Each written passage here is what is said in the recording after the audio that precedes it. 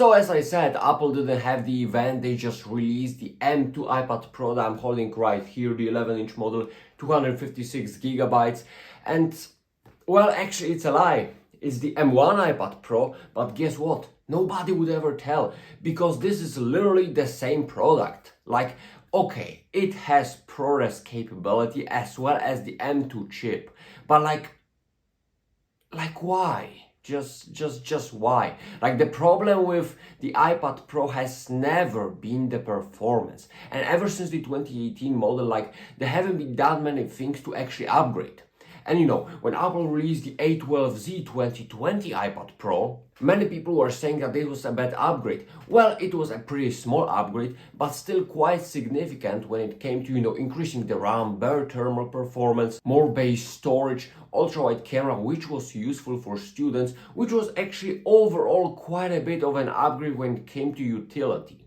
Then came the M1 iPad Pro, you know, the iPad Pro that introduced absolutely unbelievable performance, great RAM for the iPad, and other capabilities like mini LED on the bigger model. In my opinion, it was still a decent upgrade. But the problem is that while the iPads were upgrading, the software was really not. And I admit, I actually started liking Stage Manager, and believe it or not, I actually started using it. I know it sounds totally unbelievable, but from time to time, Stage Manager, an iPad feature, is actually being useful, which is crazy for me. But jokes aside, like, the M2 iPad Pro is not only more expensive in most countries, but it doesn't offer absolutely anything else. Like, you know, the performance with this thing is absolutely flawless, and the M2 chip is not a big upgrade, let's face it. Like, it also suffers from throttling, which in iPad's case, maybe, you know, some of the worst throttlings compared to the other M2 models, but on the other hand, we don't even have apps to take advantage of this M2 chip, so like, either way, it's kinda pointless. And that is pretty much the only significant upgrade, M2 chip, the so-called performance upgrade, the upgrade we don't really need, and the upgrade we have to pay more in most countries. And the 11-inch model still doesn't have mini LED, which is like, it's kind of sad, you know, because like, okay, this liquid retina 120Hz display on the 11-inch model is really good. Like, you know, I'm not gonna complain about this display too much. It's super smooth, very sharp, very color accurate, but the blacks are clearly suffering, you know, and the contrast would be nicer, better contrast of course, better brightness, the overall more advanced technology suitable for the Pro model, and yet Apple just says no.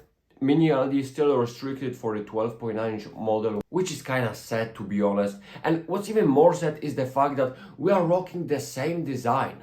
Like, if you have the 2020 model or the 2021 model, it's pretty much identically looking iPad with pretty much the same capabilities. Maybe somewhat, it may be 0.1 seconds faster than the previous models because of that M2 chip, but like, why? You're not gonna take advantage of that. You don't have the capabilities that iPad should have. And now, taking it even further, Apple introduces the 10th generation of iPad, which is like the peak stupidity. Like, no offense, but seriously, they just copied and pasted iPad Air 4 while making it even worse. No laminated display, Apple Pencil first generation, to the new, you know, slimmer bezels design that iPads have for years now, and like, you don't even have the Apple Pencil second generation support. Instead, you have this ridiculous Apple Pencil first generation with some extra cable that's gonna, you know, make your life even more difficult, and all of that for even more expensive. And on top of that, iPad 9 stays in the lineup, and it got actually more expensive in most countries, which is like crazy. Can you believe that? Like, here in Poland, iPad 9 was like 1600, right? That was the price. Now it's about 2200. So after the premiere of the new model, it actually got more expensive by about 25%.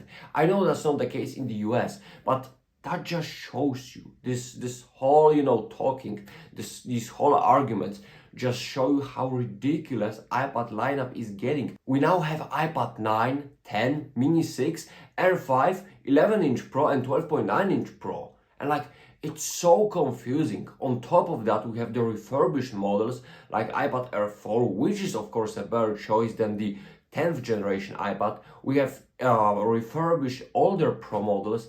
And like, to be honest, I'm not gonna recommend any of these iPads to you. Like, this is crazy. Like, really, they really took it too far with the iPad 10th generation, as well as that, pretty much no upgrade iPad Pro. If you want to get iPad Pro, wait for the M1 models to get refurbished. If you want the mini iPad mini 6, I guess it's still a great option. Just make sure you get it for a lower price. If you are really on a super tight budget and you are fine, with the very, very, very basic iPad, I guess iPad 9, but it's hard to recommend since, still Lightning, still that outdated design. So I will be really careful. Instead, I will be just looking for maybe refurbished iPad Air, refurbished iPad Pro models.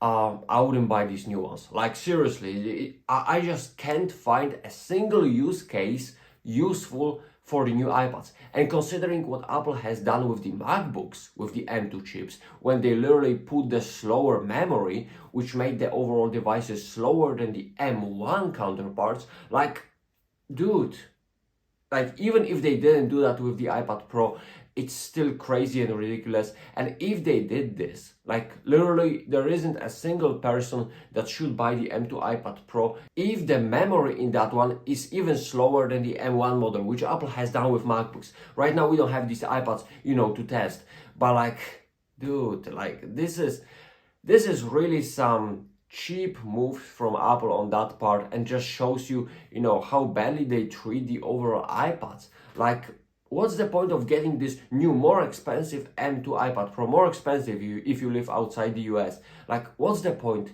if they barely did anything to make M1 iPad Pro more useful? They just added Stage Manager and, display support, which was, that was okay. But like, other than that, it's still an iPad, and they won't let you, for the price you have to pay, they won't let you have the full capabilities. You still gotta buy the extra keyboard, you still gotta buy the Apple Pencil, increase the storage, which is still 128 gigabytes on the M2 iPad Pro, which is just cheap move again. And like why? At this point, if you want an iPad, and iPads are great, like, we love iPads, I love iPads.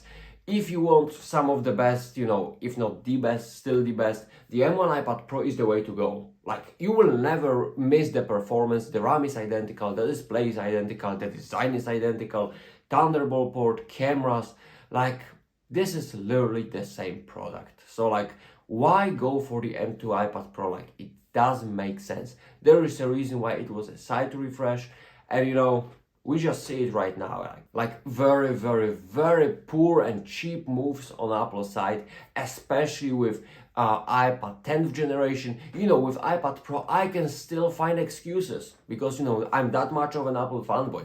I can still find excuses that, the iPad Pro wasn't lacking anything, so they just put the M2 chip, didn't increase prices in the US, and, called it a day. Okay.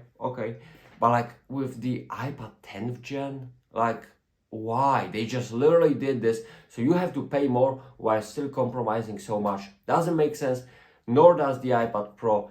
Just, if you want that, get the M1 model. You will be super happy, you will never miss anything, you will save money. And I still like Apple, but like, the things they have been doing this year, like, are crazy for me, especially with these, slower discs on the M2 MacBooks. And some people may say that, well, average consumer will never see that. Well, maybe, but like, if the older product had faster disk, and if that disk, was actually better and outperforming the newer model, like, there is something wrong.